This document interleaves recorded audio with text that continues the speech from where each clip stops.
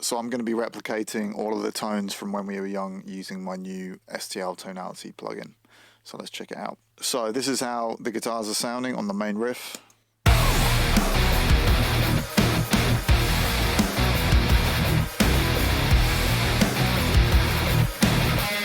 So the aim of this video is not to match the album tone exactly, because I didn't have my 5150 when we recorded guitars for this. And I actually want to try and better the sound that ended up on the record. It's important to note though, before we get into it, I did not mix the record. Zach Savini mixed the record, did an amazing job. But I engineered the guitars and I sent him like a stereo stem of the pre-processed guitars, and I'm sure he might have done some additional processing on his end as well. So yeah, what I'm going to try and do is kind of just show you all the different sounds within the song and how I'd go and replicate them in the plugin. And I feel like I've dialed in a tone here that I prefer personally. Let's listen to the guitars isolated, just the main riff.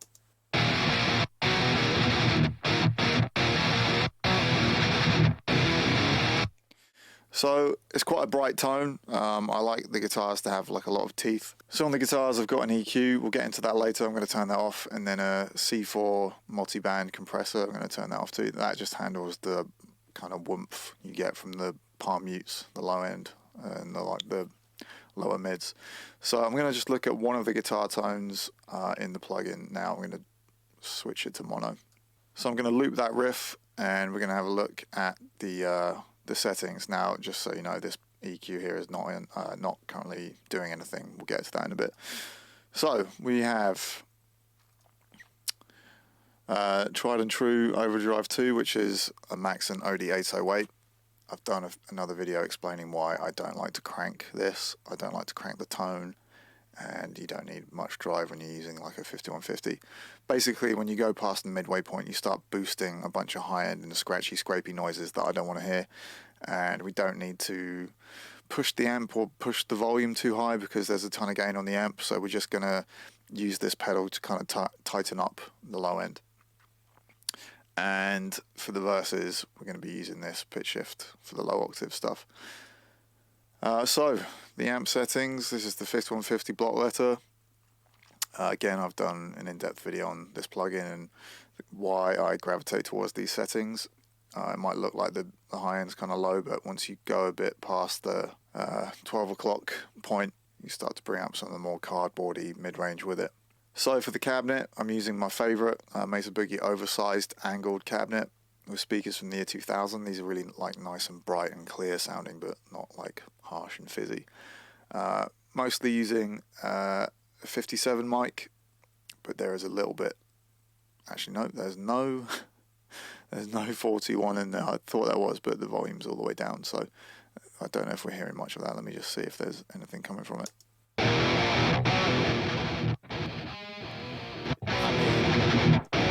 You're not going to hear much of that, so I'm going to say this is pretty much just 57, which is nothing wrong with that. So that's how the guitars sound without any EQ.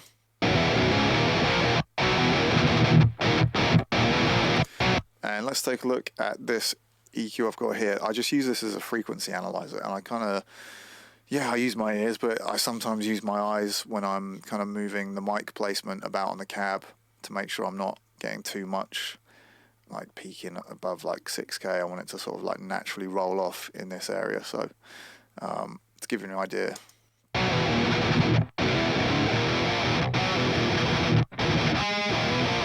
That's with it pretty much dead center, and there's a bit too much high end in the 6K area, which you can see.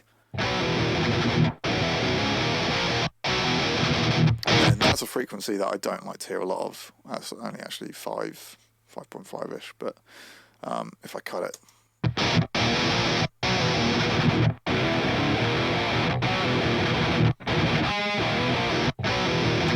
that sort of sound can really rear its ugly head in the mixes if you have too much of it. So I'm not going to EQ it like that. I tend to kind of like just back off the center position until I've still got a really nice, direct, clear and bright tone, but just not as much of the 5 to 6K as the sort of more 3K area, which is where I want to get more of the bite and high end from the guitars on.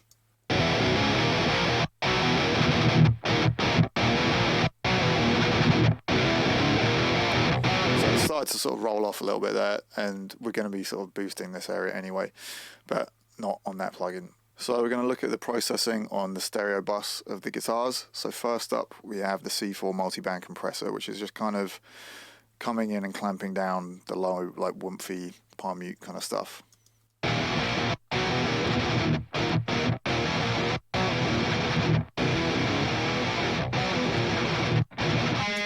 And this is a trick that Andy Sneap, if he didn't come up with, at least made famous in the mixing world of heavy guitars. And then the EQ, now it might look quite involved, but a lot of these moves you'll see in some of the presets that I've done on the plugin.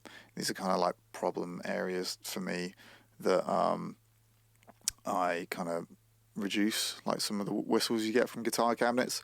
And this is the sort of bite area here where you get all the kind of teeth and aggression. I used to kind of, just low pass, high and low pass guitars. And I found that I actually want to hear a bit more of this high end, and a lot of my favorite tones actually have a ton of high end, around like 8 to 10k. And if you kind of just low pass a bit too much, your guitars just sound a bit lifeless to me, for my taste anyway. So I'm doing some boosting there. This is where I'm getting kind of the bite and the aggression from. These are some whistly frequencies we can have a look at, and then scooping out some of the mid-range, because it's quite a linear guitar tone. So this is the guitar tone completely flat.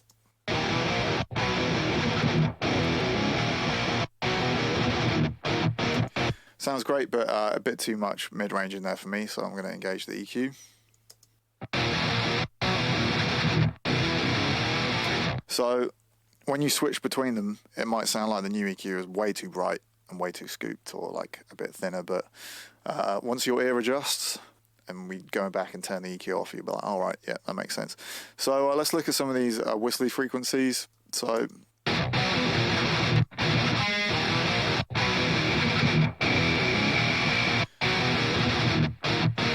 that kind of 2.3 area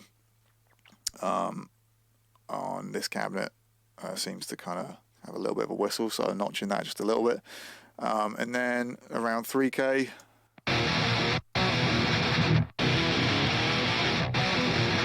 there's probably a little bit more going on just above 3k actually.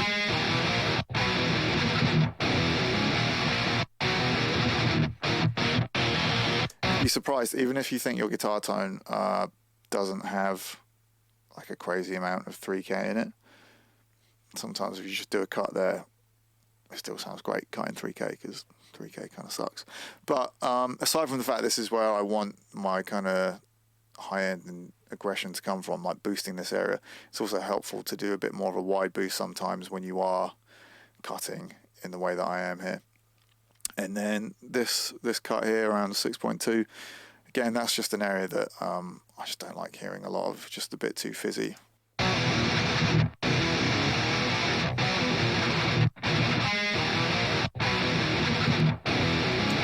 It sort of makes if you don't have too much of this fizz in your tone, it makes the guitars feel a bit more like hard.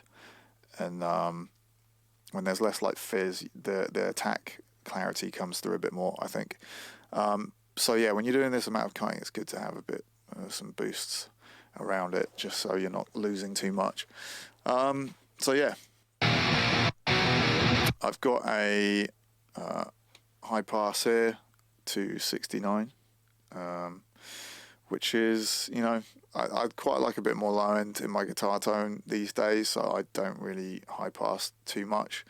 So we're leaving in there's not a great deal of information down there anyway. So anyway, those are the guitars. You can like MIDI automate the changes, but I've just been lazy and put the verse guitars where the octave pedal comes on a different track, 2 different tracks with the same settings, but I've just engaged the octave pedal on the plugin. So these are the settings that I'm using. None of the octave above, don't need that. Some of the dry and a bit of the lower octave blended in. And these guitars are the same settings, they've just got the octave pedal on.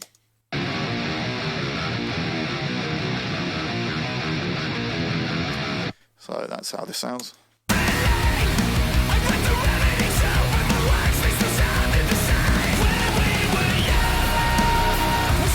And then you've got this overdub in the verses, just like a harmonic thing. And the way I recorded this originally was with no cab sound, so it sounds horrible and fuzzy and kind of like industrial and cold. So the settings on the amp, I don't think it matters that much when you've got no cab on. It's kind of just a wall of like shh. So this is how they sound. And the EQ won't be the same either. Let's see what we're doing EQ wise here. Obviously without the cab you've just got all this high end, and that's really harsh and nasty, but that was kind of deliberately the point of that guitar tone. And again, it's the plug-in just with the cab off. So cabinet off there, just direct from my head. Then the next tone we can look at is from the chorus. It's got like a very ambient, very wet, very weird sounding lead, which is sort of hard to distinguish in the mix, and it's just sort of adding like an ethereal kind of ambience to the chorus, and this is how it sounds.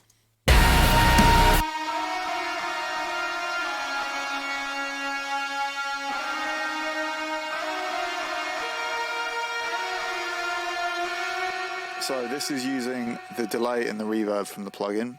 I am using the cabinet, surprisingly. I kind of wasn't sure if that would be a tone with the cab turned off, but apparently it's not. But I think there's some heavy-handed EQ going to make it sound a bit weird, like it does. So I'm using the Soothe plugin here to kind of tame any like harsh sounds. Very aggressively. That's not the sort of I am abusing this plugin, but it's a very quirky guitar tone, so that's why we're doing it. Just taming some of the mid-range area that's going to get in the way of the vocal. And then this is what's going on EQ-wise. Crazy. I'll turn it off. When I turn it off, obviously it sounds a lot more like a guitar lead would sound, with a very wet delay and reverb on it, but the EQ is insane here to try and replicate the sort of weird synthy tone we're trying to go for with the chorus.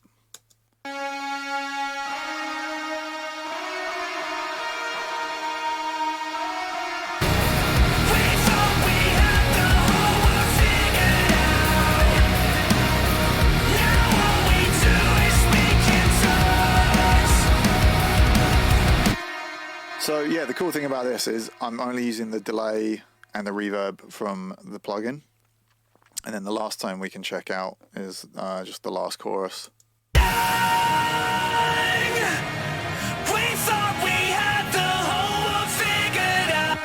that tone, the lead tone, is pretty similar to the one we've just checked out, and then the tone here is just some mushy kind of thing. I think on the recording I might have used some sort of like big muff pedal to make it sound like horrible and fuzzy, and in this instance what I've done, again just trying to be completely limited to using the plugin, is just kind of drive it as hard as possible. So I've got the octave on, we've got overdrive 1 on, it's not cutting any low end or high end, and overdrive 2 with the tone off, gain all the way up. And then it's the 5150, pretty much the gain on full, which is a stupid amount of gain. Low end all the way up, not a lot of high ends, and it's just like a deliberately sort of stonery, doomy, and not very bright tone.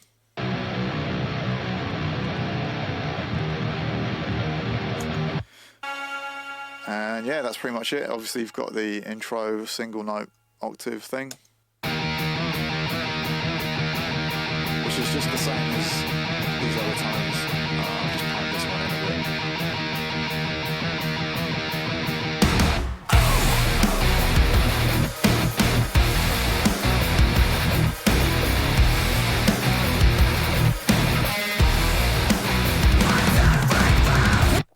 So now our ears have adjusted to hearing the mix and how the guitars sound. I'm going to turn the EQ off on the guitars just so you can hear the difference.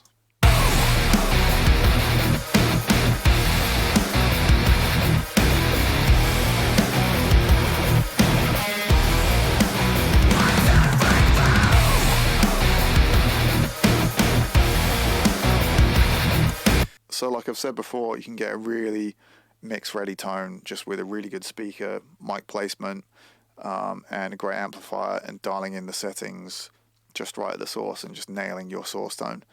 That being said, if you need to or want to EQ your guitars a bit more heavy-handedly, you can. In this instance, I've made them quite a lot brighter to fit this more sort of like harsh, cold, industrial vibe. But they still sound cool with no EQ on the guitars.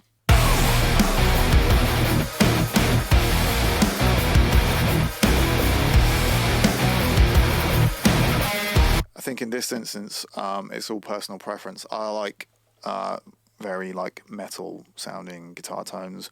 I like a lot of tones from like the mid-90s. I especially like the guitar tone on The More Things Change by Machine Head, which is a huge guitar tone, but there's a lot of high end on there. And a lot of more modern tones, people go for a bit less kind of brightness on the guitars and a bit more mid-range. And just leaving the guitars completely flat here, you kind of get that sound.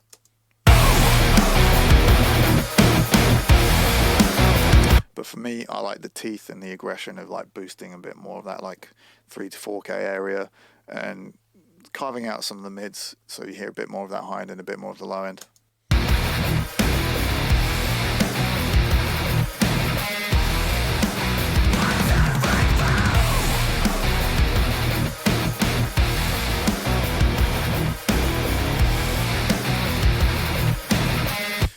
So I hope you enjoyed the video. That was me recreating all of the sounds used when writing When We Were Young.